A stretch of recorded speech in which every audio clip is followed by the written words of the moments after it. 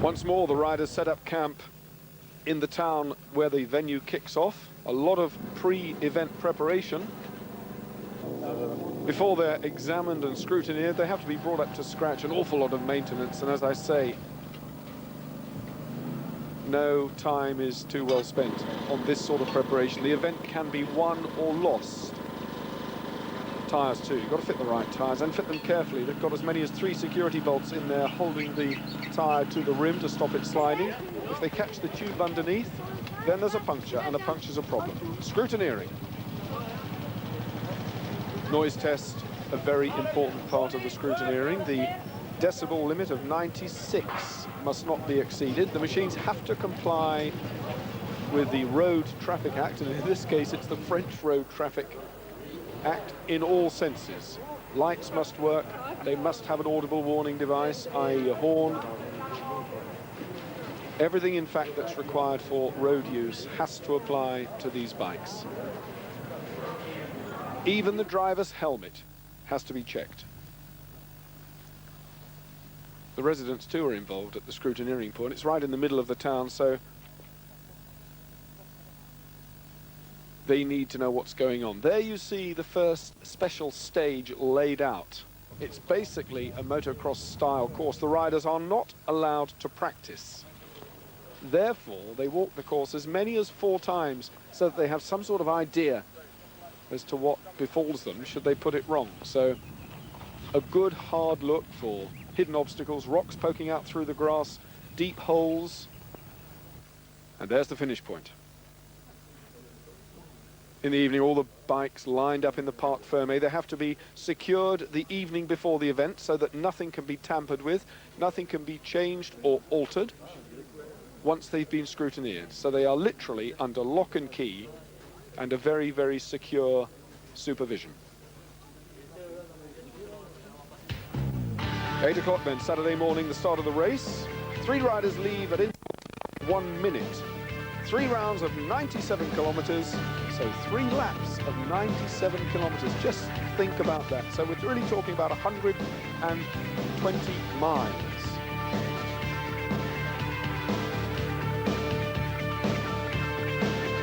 Of course, not as varied as Spain, but the weather might make the course just a little bit more interesting. The weather here has been very, very damp. We have had torrential rain, and there's every reason to believe that rain is going to fall during the first day, and certainly it's forecast for the second day.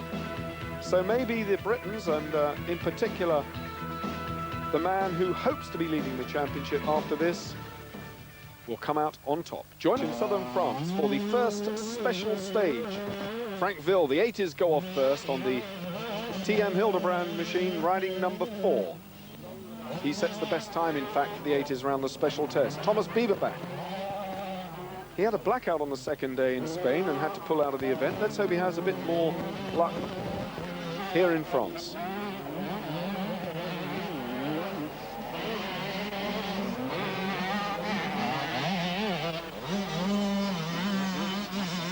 Edmondson flying now. Had plug trouble, as I say, one of the days in Spain.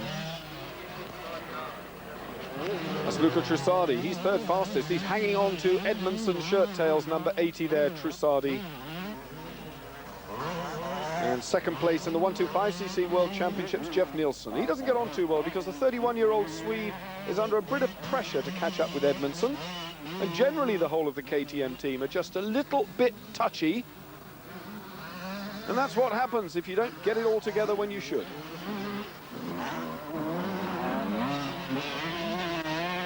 So Nielsen then remounting to have a 2nd stab at it. 78, Jeff Nielsen.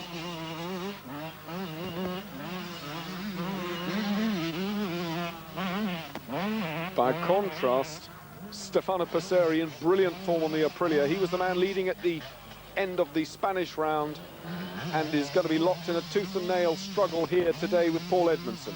So number 82, that's Stefano Passeri on the Aprilia, high over the top.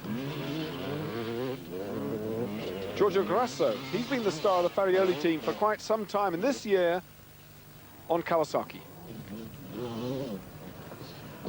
Pellegrinelli's also changed. He's now mounted on Honda, looking good. So Pellegrinelli on the Honda. Back with Grasso again. He's the best Italian in the Enduro scene worldwide. Looking to find the pole position slot if he possibly can. Third in the class, Giovanni Sala, a newcomer. He's a new name to the Enduro world. He's also a new name to me, Sala. Kari Tiainen from Finland. He's a bit slow today, not putting it together the way we'd have expected. So Tiainen on the Husqvarna from Finland. Number 259. That's Sven-Erik Johnson. Sven-Erik Johnson has got a big rival in Dick Vixel. But Vixel, well, KTM mounted, number 271 Vixel. 269. He moves so quickly. That's Gerard Yimink on the Honda. We've seen him before. In Spain, he was fourth, looking good in the 500 class. But in the 350 four-stroke class, it's world champion Kotruba. Kent Carlson, number 307. He's going well in the 350 class. He's got to shake the old 250s out of his bones and get on with riding the 350 thumper. Mario Rinaldi, though, first time out on a KTM four-stroke prototype in the 350 anyway. So Rinaldi on the KTM, looking good.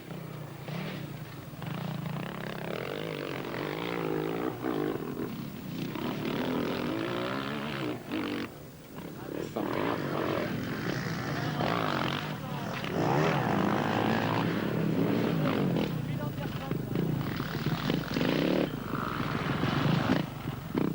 That's Zeitzenweitz, the distinctive sort of green and the mauve helmet of Bert von Zeitzenweitz. We saw him dump it against the rock. There's Bill Anderson. Saw him tumble too in Spain, but he's looking much, much better today.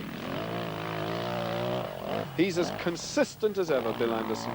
Fabio Fabioli, one of the fastest. There's no doubt now that he's one of the favourites, Fabioli.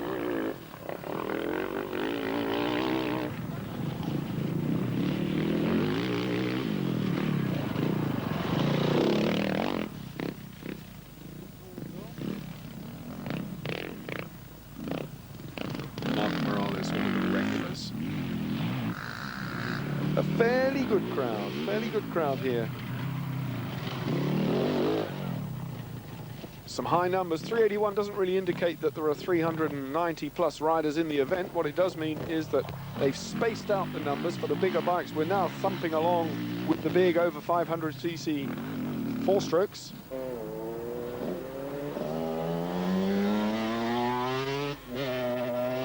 '71 buzzing away. You can tell from the noise that's a little engine. That's Stefan Palakto on the 125 KTM. Number 175 chugging in. That's Uwe Weber. Weber stopping for a drop of liquid both in the tank and down his throat, I would imagine. What are they saying? What's it like? Well, it's not too bad, he said. A little bit rough, but he's smiling. A lot of pleasure obtained from riding the world of Enduros.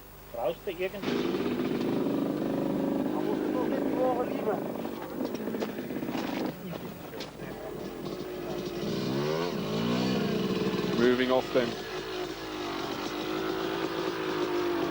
Have his card stamped. He had plenty of time in hand, so he was able to pull up and get a few adjustments done. His card has to be stamped exactly on the time he is due in.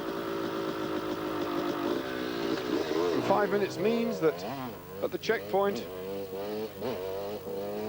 he's got to be there. Sometimes it's a bit less peaceful than that. They really have to get tearing through because they're running late. The sun's still shining at the special test, but when Frank Vil starts to move off, it starts to rain. And now it's looking a bit slippery. He's in top form today. And Lady Luck's found him a little bit of grip, but he is an early number. You just wait till the later ones start to struggle around here. Vil then in good form, flicks it left, drops away down over the bank. True motocross tradition, out goes that precautionary right leg to steady the job. Franco Moraglia, The course is already looking a bit slippery, and that grass is even more slippery, but he's trying to find a bit of extra grip by going up the outside. Oh, that was tricky. So Maraglia pitched off. Thomas Bieberbach, number 21.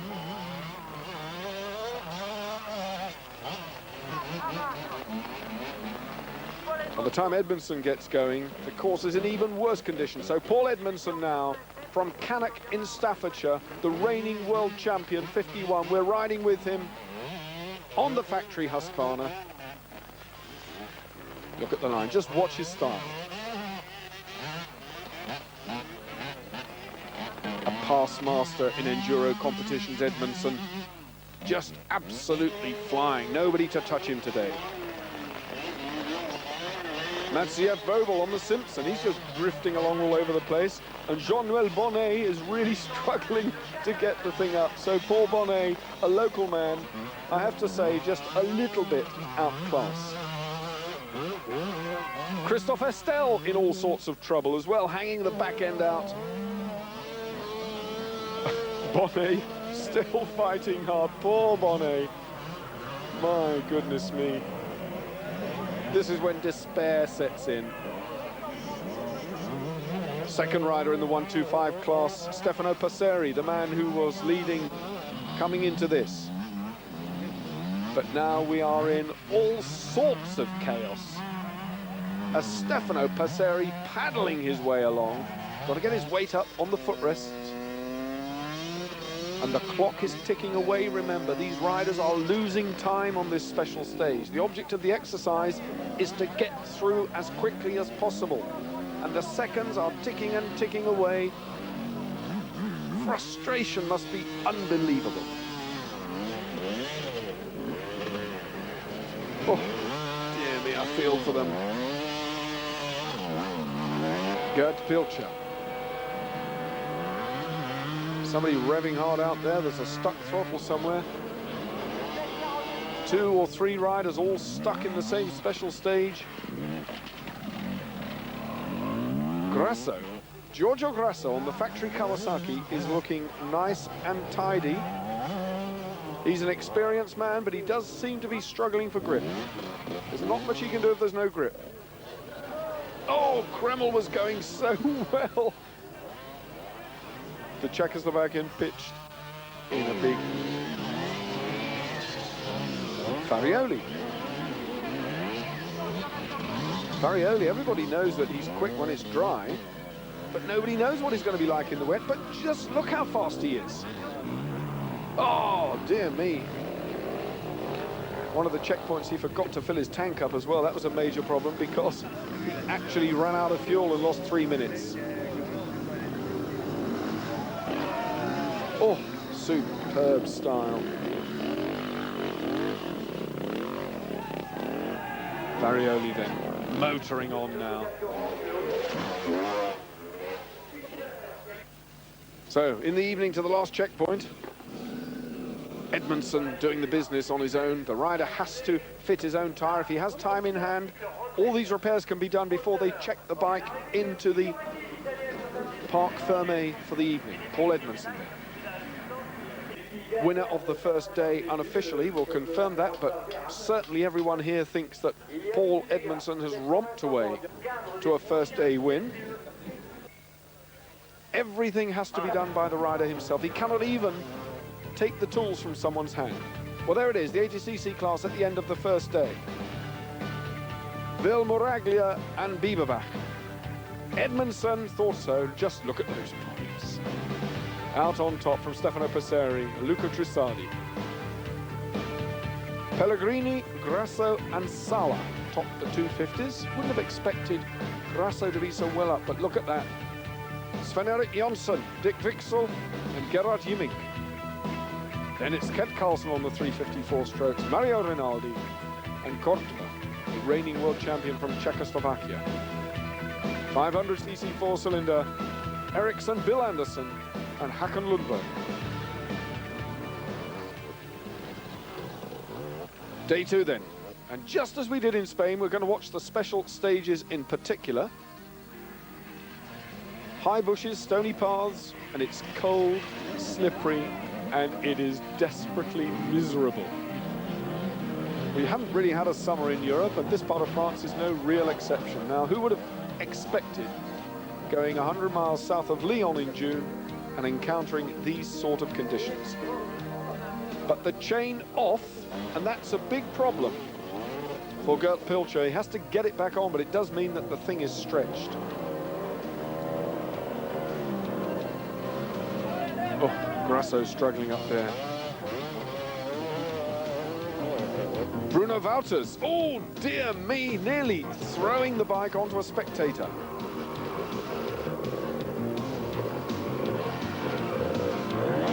He's waiting there. Christoph Offenstein throwing it down as well. There's a piece of mudguard, the evidence of what went before, as it were, Dick Wixel. Now Wixel, remember, he was in second place at the end of the first day, but he's dropped it back down here. This is a special stage, and he's really struggling. And the wet clay clogs the wheel up. It even makes walking difficult. Yimink waiting, Gerard Yimink. He's going to see if he can struggle all the way up to the top. And Gerard Yimink on the Honda is helped over by the lads. He looks across at Wixel and says, how are you, fella? I'm okay. Right, away they go. Now, riders stuck all over the course, makes it pretty inaccessible. And if you get the bike up against that tree, there's just no grip anywhere at all. There's a lot of frantic yelling. There's Stefan Bernhard yelling at the boys. He's saying, come on, give me a pull. And they're saying, well, hang on. If you're going to be rude, you can push the blooming thing yourself. But they do. But I think, in fairness, they've done more than their fair share, and I wouldn't be at all surprised if they wander off and find another spectating point. Oh, dear me. Well, the bike made it. Having got the German over, the boys have had enough. They just let the rest of them get on with it. Win Hutton. Again now, it's a chaotic situation, and it's, oh, dear me. Rinaldi thumping through. So Rinaldi goes down even. Now this is a bit serious because he was well up in the championship and well up after the first day. 350 runner Rinaldi, number 324.